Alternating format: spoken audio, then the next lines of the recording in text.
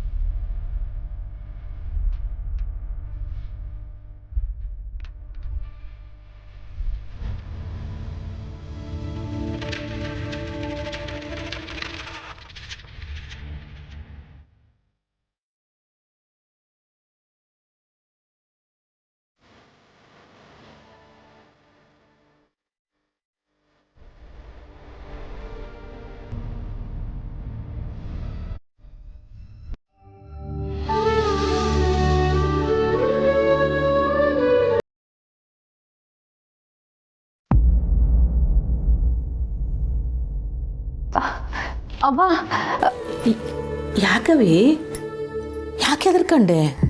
ಅವ್ವ ಇಲಿ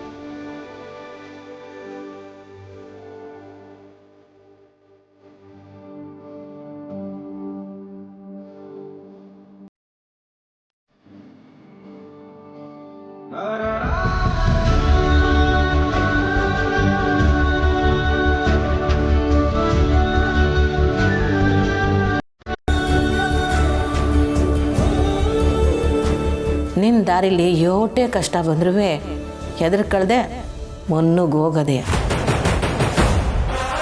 ನನ್ನ ಆಶೀರ್ವಾದ ನಿಂಗೆ ಸದಾಕಾಲ ಇರ್ತದೆ.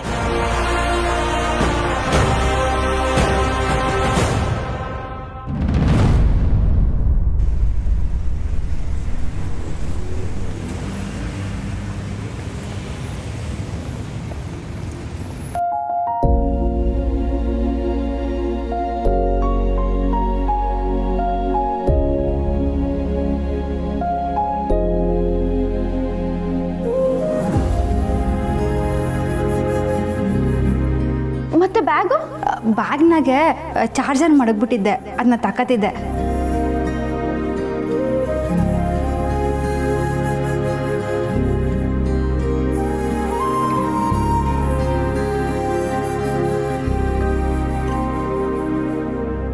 ಸುಮಾ ಬರವಿ ಗೊತ್ತಾಯ್ತದೆ.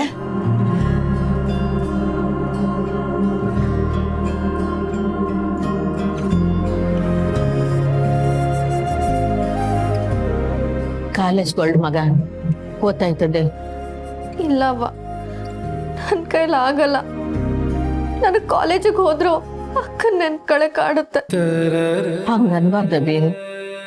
ನಿಮ್ಮ ಅಕ್ಕ ನಮ್ಮಿಬ್ಬರು ತಂಗಿಯರು ಶಾನ ಎತ್ತರ ಸ್ಥಾನಕ್ಕೆ ಹೋಗ್ಬೇಕು ಅಂತ ಆಸೆ ಪಟ್ಟಿದ್ನ. ಅದನ್ನ ನೆರವೇರಿಸೋ ಜವಾಬ್ದಾರಿ ನಿಮ್ದವಿ. ಸುಮಾ ಓದ್ತಾಯ್ತಾ ಹೊಂಟಮ್ಮ?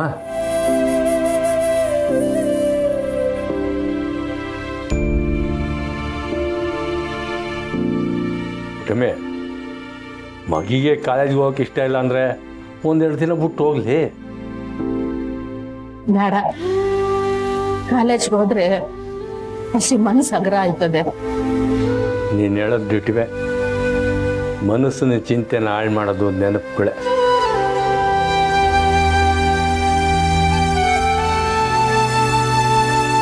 ಇದಿಲ್ಲಿರೋ ಗಂಟ ಸಹನ ನೆನಪು ಕಾಡ್ತಾನೆ ಇರ್ತಿತ್ತು. ಅಕ್ಕನ ವಸ್ತು ನೋಡಿನೇ ಅಕ್ಕ ನೆನಪಾಗ್ಬೇಕು ಅಂತ ಏನೂ ಇಲ್ಲ. ಹೌದು ಕುಸೆ, ಆದರೆ ಅವರು ಉಪಯೋಗಿಸ್ತಾ ಇದ್ದ ವಸ್ತುಗಳನ್ನು ನೋಡಿದಾಗ ಆಗೋ ನೋವೇ ಬೇರೆ. ಪುಟಮೆ, ಇದು ಇಲ್ಲಿರೋದು ಬೇಡ, ಬೇರೆ ಕಡೆ ಮಾಡಕ್ಕೆ ಬಿಡ್ತೀನಿ.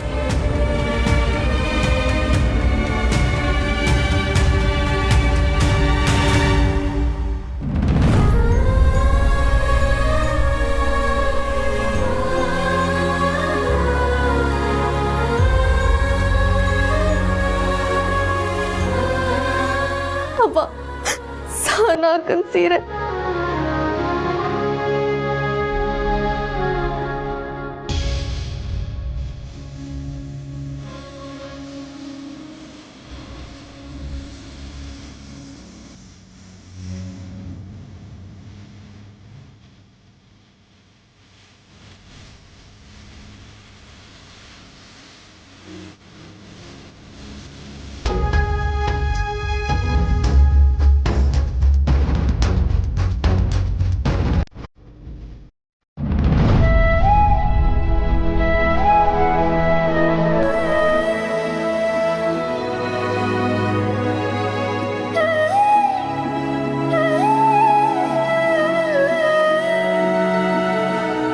ನಾವು ತರಕಾರಿ ಎಲ್ಲ ಯಾವಾಗಲೂ ಇಲ್ಲೇ ತಗೊಳ್ಳೋದು. ತಗೊಳಪ್ಪ, ತರಕಾರಿ ಎಲ್ಲ ಹಾಕ್ಬಿಡು. ಅಣ್ಣ ಬಂದಿಲ್ಲ ಇವತ್ತು, ನೀವು ಬಂದಿರಾ? ಅವ್ರಿಗೇನೋ ಅರ್ಜೆಂಟ್ ಕೆಲಸ ಅಂತ ಊರ್ ಕಡೆಗೆ ಹೋಗಿದ್ದಾರೆ, ನಾಳೆಯಿಂದ ಬರ್ತಾರೆ. ಎಲ್ಲ ಹಾಕ್ಬಿಡಪ್ಪ ನೀನು ಬೇಗ. ಏನು ಜೊತೆ ಲೆಂಟರ್ ಕರ್ಕೊಂಡ್ ಬಂದ್ಬಿಟ್ಟಿದ್ದೀರಾ? ಹೂನಪ್ಪ, ಇನ್ಮೇಲೆ ನಾವು ಬಂದಿಲ್ಲ ಅಂದ್ರೂ ಇವ್ರು ಬರ್ತಾರೆ, ಎಲ್ಲ ತರಕಾರಿ ಹಾಕ್ಕೊಟ್ಬಿಡು. ಇನ್ಮೇಲೆ ತರಕಾರಿ ಏನಾದ್ರು ಬೇಕು ಅಂತ ಕೇಳೋ ಹಂಗೆ ಇಲ್ಲ, ನಿನಗೇನು ಬೇಕೋ ಅದನ್ನೆಲ್ಲ ಅವರೇ ಹಾಕ್ಕೊಟ್ಬಿಡ್ತಾರೆ. ಸ್ವಲ್ಪ ಬೇಗ ಕೊಡಪ್ಪ, ಲೇಟ್ ಆಯ್ತು.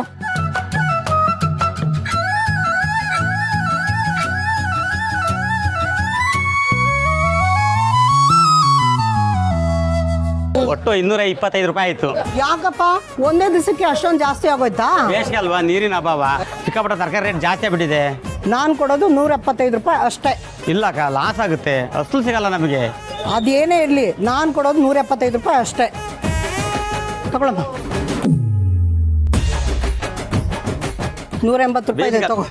180 ರೂಪಾಯಿ ಇದೆ ಕಣಪ್ಪ. ಅಕ್ಕ, ಒಂದು 20 ರೂಪಾಯಿ ಸೇರ್ಸ್ ಕೊಡಕ್ಕ, ಮತ್ತು ಅಷ್ಟೇ ಕೊಟ್ಟು ಹೋಗ್ತಿರಲ್ಲಕ್ಕ. 20 ರೂಪಾಯಿ ಸೇರ್ಸ್ ಕೊಡಿ ಅಕ್ಕ. ಅಕ್ಕ ಅಕ್ಕ ಅಕ್ಕ, ಅವ್ರು ಕರೀತವ್ರೆ. ಅಯ್ಯೋ ಕರೀತಾರೆ, ಬಾರಮ್ಮ ನೀನು. ಈಗ ನೋಡ್ದಲ್ಲ ನಾನು ಹೆಂಗೆ ವ್ಯಾಪಾರ ಮಾಡಿದೆ ಅಂತ. ಅವ್ರು ಅಷ್ಟೇ ಅಷ್ಟು ಇಷ್ಟು ಕೇಳ್ತಾರೆ, ನಾವು ಅದರಲ್ಲಿ ಕಮ್ಮಿ ಮಾಡಿ ನೋಡಪ್ಪ ನಾವು ಇಷ್ಟೇ ಕೊಡೋದು ಅಂತ ಹೇಳಬೇಕು. 10 20 ಆಮೇಲೆ ಸೇರಿಸ್ಕೊಟ್ರಾಯ್ತು.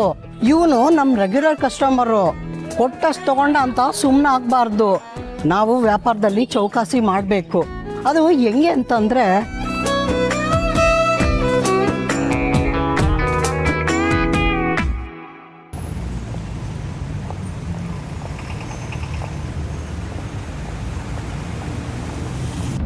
ಸುಮಾ, ಎಕ್ಸಾಮ್ ಹತ್ರ ಬರ್ತೈತೆ ಅಂತ ಆರ್ಯನ್ ಸರ್ ನಿನ್ನ ಕಾಲೇಜಿಗೆ ಕರ್ಕೊಬರಕ್ಕೆ ಕೇಳೋರೆ, ಬಾ ಹೋಗ್ಮಾ. ಮೇಷ್ಟ್ರೆ ಕರೀತವ್ರೆ ಅಂದಾಗ ಹೋಗ್ಬೇಕಲ್ಲ ನವಿ. ಪುರ್ಸೆ, ನಿಮ್ಮ ಅವ್ವ ಏನಾದ್ರು ಹೊಸ ನಾಟಕ ಶುರು ಮಾಡವಳ ಹೆಂಗೆ? ಒಂದು ಗೊತ್ತಾಯ್ತಲ್ಲ ಡ್ಯಾಡಿ, ಸಹನಾಕ ನಮ್ಮನ್ನೆಲ್ಲ ಬಿಟ್ಟೋದ್ಮ್ಯಾಕಿಂದ ಯಾವ ವಿಷಯದಾಗ ತಲೆ ಹಾಕಕ್ಕೂ ಮನ್ಸಾಯ್ತಲ್ಲ. ಸುಮಾ, ಹೊಸಿ ಗೆಲ್ಲುವಾಗ ಒಬ್ಬರವಿ. ಆಯ್ತವ.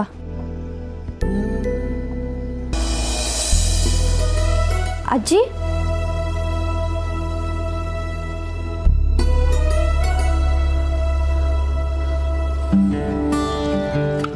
ಏನವ ಕಾಲೇಜ್ಗುಂಟಾ? ಹೌದಜ್ಜಿ.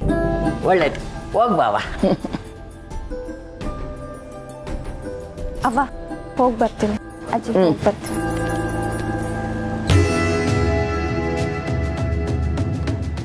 ಪುಟಮಿ, ಅದು ಮೆಸ್ಗೆ ದಿನಸಿ ಮತ್ತು ತರಕಾರಿ ತರಬೇಕು. ಅವ್ನು ಮುತ್ತು ಇಲ್ಲ, ಕಾಳಿ ಜೊತೆ ಹೋಗಿ ತಗೊಂಡ್ಬಿಡ್ತೀನಿ. ಅವ ಹೋಗಿ ಬರ್ತೀನಿ. ಹೋಗ್ಬರ್ರಿ. ನಡಿಲ್ಲ.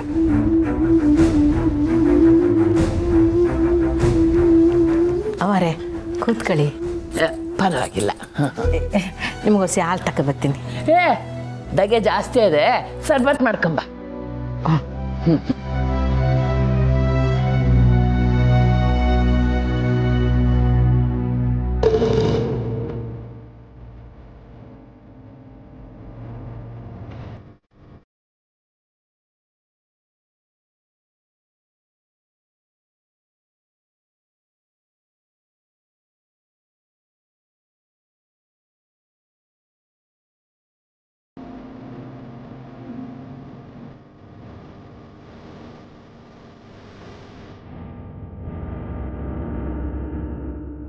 ಅವರೇ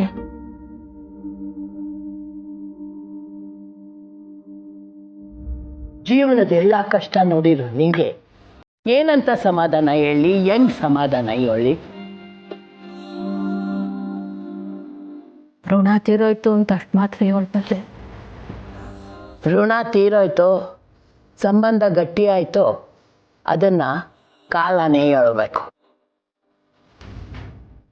ನನ್ನ ಈಗ ದಿನದ ಅನುಭವದಾಗೆ ಏಟೋ ಸಾವಿನ ಮನೆಗೆ ಹೋಗೀನಿ, ಆದರೆ ನನಗಿಲ್ಲಿ ಬೇರೆ ಏನೋ ಅನ್ನಿಸ್ತಾ ಇದೆ. ನಾನಿಲ್ಲಿ ನಿನಗೆ ಧೈರ್ಯ ಹೇಳಕ್ಕೆ ಬಂದೆ, ಆದರೆ ನನ್ನ ಮನಸ್ಸು ಬೇರೆ ಏನೋ ಹೇಳ್ತಾ ಇದೆ. ಇವನು ಹೇಳ್ತಾ ಇತ್ತವ, ನಿಂಗೆ ಹೆಂಗೆ ಹೇಳೋದು ಅಂತ ನಂಗೆ ಗೊತ್ತಾಗ್ತಿಲ್ಲ.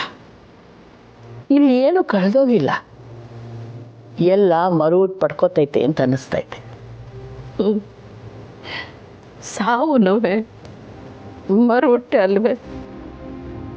ದಿಟಾನೆ ನೋಡು ಪುಟ್ಟಕ್ಕ, ನಿನ್ನ ಮಕ್ಕಳ ಮುಂದೆ ಅಳಕ್ಕೆ ಹೋಗ್ಬೇಡ.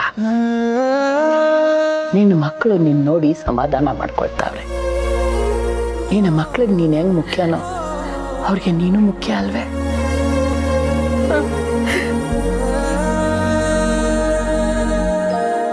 ಎಲ್ಲ ಮರೆತು ಬದುಕಲೇಬೇಕು ಪುಟ್ಟಕ್ಕ, ಅದೇ ಜೀವನದ ನಿಯಮ. ಸರಿ, ನಾನು ಗುಡಿತವ ಹೋಗ್ಬೇಕು, ಬರ್ತೀನಿ. ಅವರೇ ಸರ್ಬತ್ತು ಹಾಂ ಕಡ್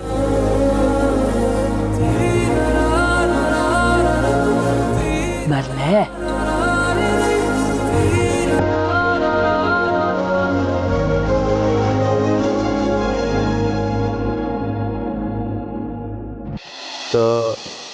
ಚಿಂತೆ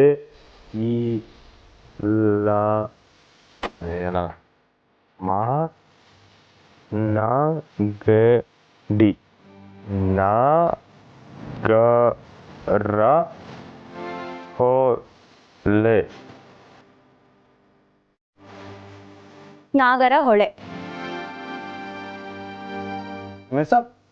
ಯಾವಾಗ ಬಂದ್ರೆ? ನಾನು ಆಗ್ಲೇ ಬಂದೆ. ಕೂಡ್ಸಿ ಎಷ್ಟು ಚೆನ್ನಾಗಿ ಓದ್ತಿದ್ದೀರಾ ಗೊತ್ತಾ?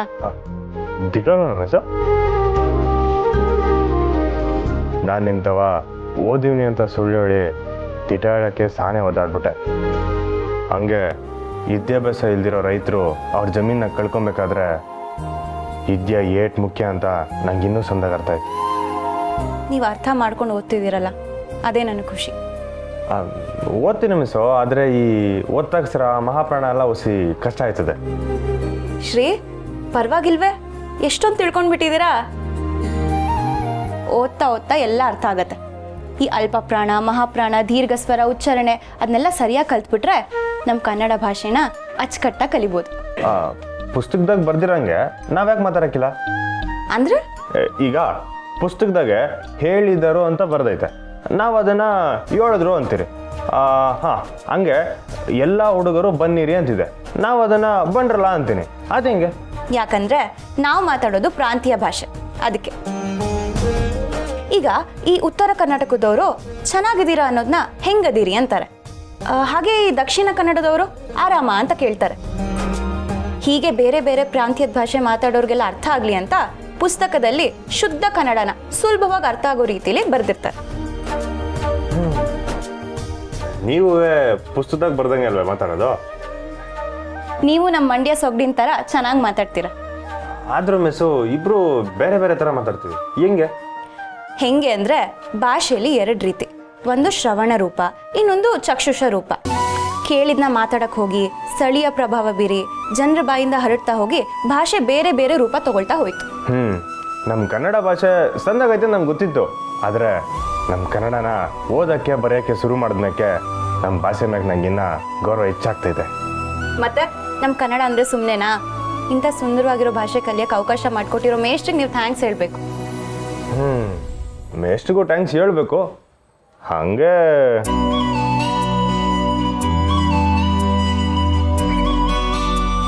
ಯಾಕೆ ಶ್ರೀ ಹೀಗೆ ನೋಡ್ತಿದ್ದೀರಾ?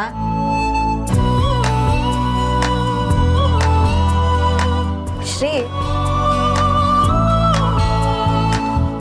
ಥ್ಯಾಂಕ್ಸ್ ನಿಮಗೂ ಹೇಳ್ಬೇಕು. ನನಗೆ ಯಾಕೆ? ನೀವು ತ್ಯಾವತೆ ಹಂಗೆ ನನ್ನ ಬದುಕಿನಾಗ ಬಂದಿಲ್ಲ ಅಂದಿದ್ರೆ ಈಟ್ ಸೊಗಸಾದ ಭಾಷೆನ ಕಲಿಯೋಕ್ಕೆ ಮನ್ಸು ಮಾಡ್ತಿದ್ನೋ ಇಲ್ವೋ. ನೀವು ಹಿಂಗೆ ನಗ್ತಾ ಇದ್ರೆ ಈ ಹುಣ್ಣಿಮೆ ಚಂದ್ರನ ಬೆಳಕಿನಾಗೆ ನಿಮ್ಗೊಂದು ಪದ ಕಟ್ಟಿ ಆಡೋಣ ಅನಿಸ್ತೈತೆ. ಮಿಸ್ 1 ನಿಮಿಷ ಹಂಗೆ ರೀ.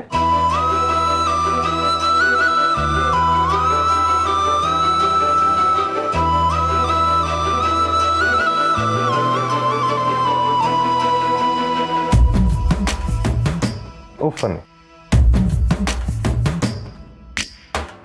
ಇವಳ್ಯಾರೋ ಶಿವನೇ ತಲೆ ತಿರುಗಿದ ಗಿರನೆ ದೋಚಿದಳು ಹೃದಯ ಎದುರಿಗೆ ಬಂದೊಡನೆ ಅಯ್ಯಯ್ಯೋ ಮಿಂಚೊಡೆದಂಗಾಗೋಯ್ತು ನಮ್ಮವ್ವ ಮೆಚ್ಚೋ ಸೊಸೆ ಇವಳೆ ಅನ್ಸೋಯ್ತು. ಶ್ರೀ,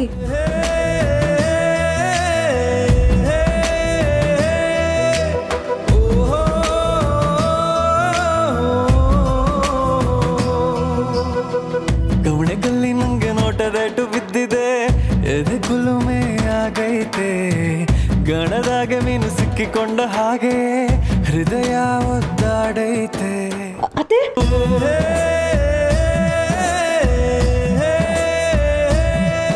ಸುಮ್ಮನೆ ತಿಂಡಿಗೆ ಬನ್ನಿ.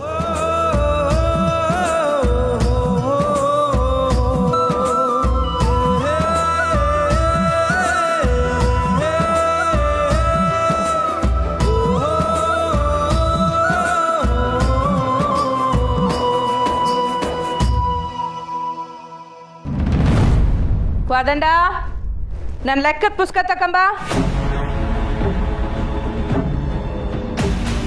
ಅತ್ತೆ ಬಾರದವ. ಅತ್ತೆ, ನಿಮ್ಮ ಹತ್ರ ಸ್ವಲ್ಪ ಮಾತಾಡ್ಬೋದಾ? ಯೋನ್ ಯೋಳವ. ಅತ್ತೆ, ನರಿ ಬಾಯಲ್ಲಿ ವೇದಾಂತ ಬಂದಿದ್ದ ಕೂಡಲೇ ಅದನ್ನು ನಂಬಕ್ಕಾಗತ್ತಾ? ಅತ್ತೆ, ಸಹವಾಸ ಮಾಡೋಕ್ಕಾಗತ್ತಾ ಅತ್ತೆ? ಯೋನ್ ಹೇಳ್ತಿದ್ಯವ? ಯಾರ ಬಗ್ಗೆ ಮಾತಾಡ್ತಿದ್ಯಾ? ಸ್ನೇಹನ್ ಬಗ್ಗೆ.